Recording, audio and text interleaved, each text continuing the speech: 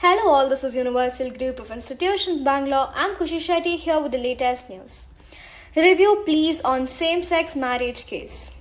A 5-judge bench led by Chief Justice D.Y. Chandrachud will review petitions challenging the Supreme Court's October 2023 judgment that denied the legalization of the same-sex marriage. So there were arguments from both the ends. That is, what did the center say? Family issues are far beyond mere recognition and registration of marriage between people belonging to the same gender.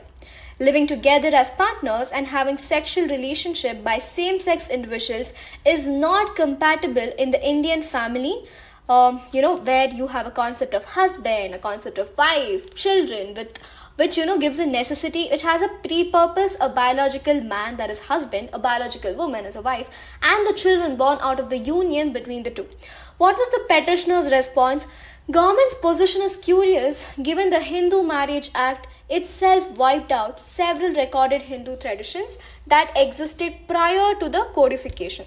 Whoever drafted the response also seems clueless about the 60-odd genders that's recognized in Hindu historical texts, not to mention it has failed to provide any textual basis prohibiting the marriage of the 60-odd genders. The progeny argument is particularly ridiculous because it implies any marriage shown of biological offspring is not a marriage. So this is what they say. So a 5-judge constitution bench ruled 3-2 against granting constitutional validity to the same-sex marriage.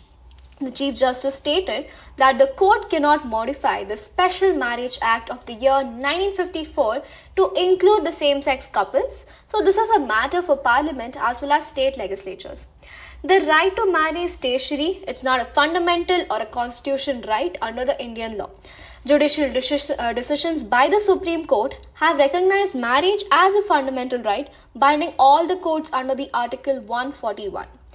Earlier also there have been views. In Shavin Jahal versus Asokan KM, the Supreme Court affirmed the right to marry as an integral to Article 21.